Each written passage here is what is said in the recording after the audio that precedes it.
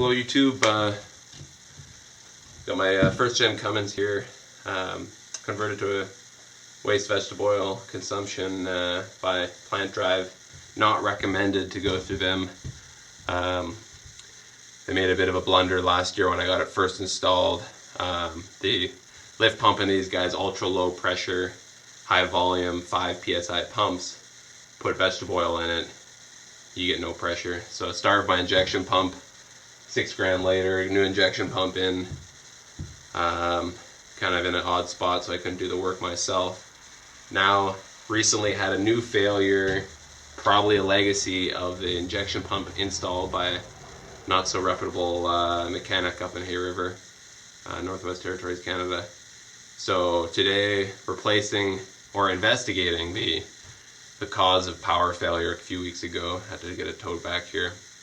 So I'm taking off the front cover, going to check on my dowel pin, and looking at the injection pump drive gear. That's what I think the culprit is. Had a catastrophic failure of the injection pump, total seize, and routed out the drive gear. So just got the fan off.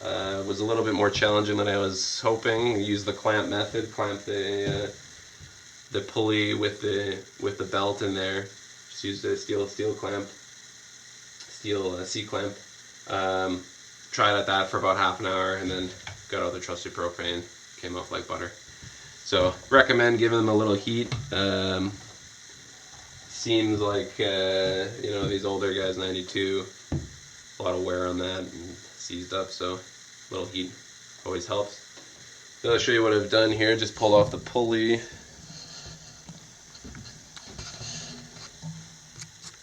Yeah, so you can see the C-clamp setup there.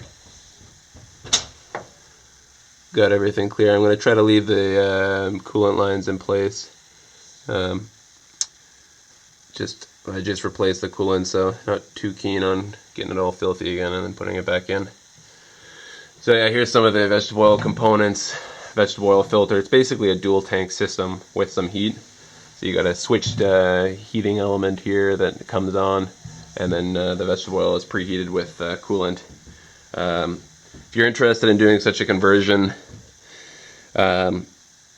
definitely don't waste your time with the guys at the shop, because you're going to need to be able to fix these things if they break down. No mechanic wants to really touch this kind of stuff. So yeah, here's the preheater. It just goes in right before the injection pump, gets it up to 100 degrees Celsius. A couple switches in here. I got 3 switches here to switch from the tank, from the selected tank, and then I have to have another switch that selects which filter the fuel goes through, and then another switch for the return line. One of the faults of the Plant Drive design, here's my tank, 220 liter tank, $1,000 rig there. One of the issues with the Plant Drive boys is that they just don't really do their research on the vehicle, well, at least from my experience.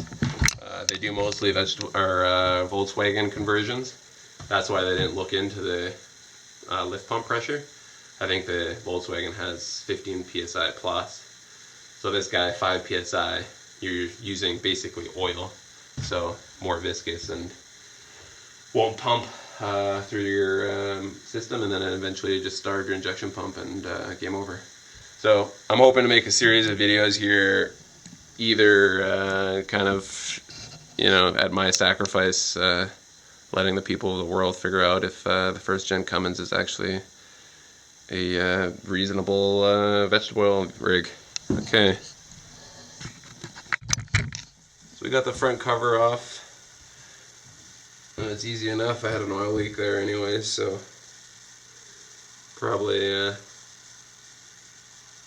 it doesn't even look like there's any gasket or anything up there. So yeah, I'll get that all sealed up nicely once get her back together. So I pulled the timing gear off for the injection pump, and there was the injection pump keyway had snapped off inside here. So not sure if I'm gonna have to need to get a new injection pump shaft, or if I can get a machine shop to put a keyway in there for me if it's still not seized. But at this point it looks like I'm going to have to pull the injection pump, and we'll see how that goes.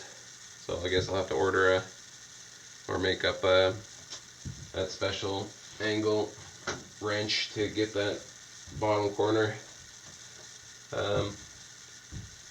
bolt. Okay, so that's pretty much it for today. I'll have to look at this later.